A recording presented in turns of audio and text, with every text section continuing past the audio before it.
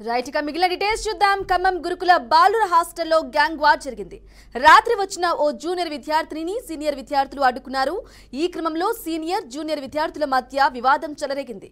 చిన్న వివాదం తీవ్ర ఘర్షణకు దారితీసింది. ఒకరిపై ఒకరు దాడులు చేసుకున్నంతగా దారితీసింది. ఖమ్మం పట్టణంలోని ఎస్సీ సంక్షేమ హాస్టల్లో వేణు అనే జూనియర్ విద్యార్థిని మద్యం తాగి వచ్చాడని హాస్టల్లోకి అనుమతించలేదు. దీంతో సదరు విద్యార్థి తన స్నేహితులతో కలిసి వసతి గృహానికి వచ్చి తనను అడ్డుకున్న విద్యార్థులపై కర్రలతో దాడికి పాల్పడ్డారు. ఈ ఘటనలో కొందరు విద్యార్థులకు గాయాలైనట్లు తెలుస్తోంది. ఈ వ్యవహారంపై ఎస్సీ సంక్షేమ శాఖ డీడీ సత్యనారాయణ విచారణ చేపట్టారు. రాత్రి వేళ మద్యం తాగి రావడంతో జూనియర్ ను అడ్డుకున్నామని, తమపై కక్షతో దాడి చేయించినట్లు సీనియర్ విద్యార్థులు అధికారులకు తెలిపారు. ఈ నేపథ్యంలోనే వేణుపై హాస్టల్ విద్యార్థులు టూటౌన్ పోలీస్ స్టేషన్లో ఫిర్యాదు చేసినట్లు సమాచారం. అయితే బయట నుంచి వ్యక్తులను తీసుకొచ్చి గొడవకు దిగిన వేణు అడ్మిషన్ రద్దు చేసి పంపించినట్లు డీడీ తెలిపారు.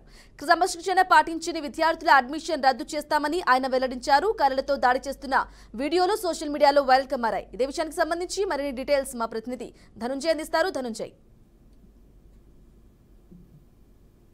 థ్యాంక్ యూ బ్రాహ్మణి. ప్రస్తుతం మనం చూస్తున్నాం ఖమ్మం గురుకుల పాఠశాలలో బాలికల ఇద్దరు సీనియర్ జూనియర్ మధ్య జరిగిన వివాదం పెద్ద తారాస్థాయికి చేరింది. మద్యం మత్తులో వచ్చిన జూనియర్ స్టూడెంట్ పై ఏకకాలంగా ఈరోజు సీనియర్ విద్యార్థులు దాడి చేయడంతో తిరిగి గాలివాల ప్రస్తుతం గురుకుల పాఠశాల వివరానికి కేంద్ర బిందువుగానే మారిందని చెప్పొచ్చు. ఎందుకంటే అనేక మంది విద్యార్థులకు విద్యాభివృద్ధి నేర్చుకోవాల్సిన విద్యార్థులు ఈ విధంగా ప్రవర్తించడంపై అనేక మంది విద్యార్థులు ఈరోజు అసహనం వ్యక్తం చేస్తున్న పరిస్థితి మనకు కనబడ్డది.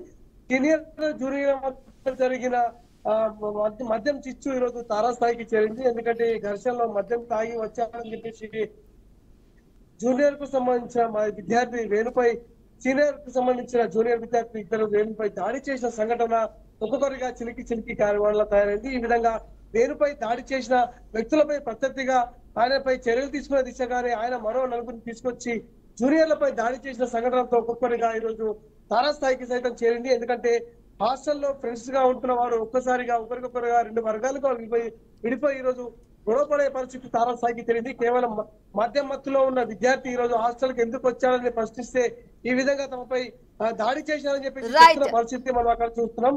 ఈ విధంగా ఇప్పటికే దీనిపై పూర్తి స్థాయిలో సమగ్ర విచారణ సైతం చేపడుతున్న పరిస్థితి మనం చూస్తున్నాం. బ్రాహ్మణి.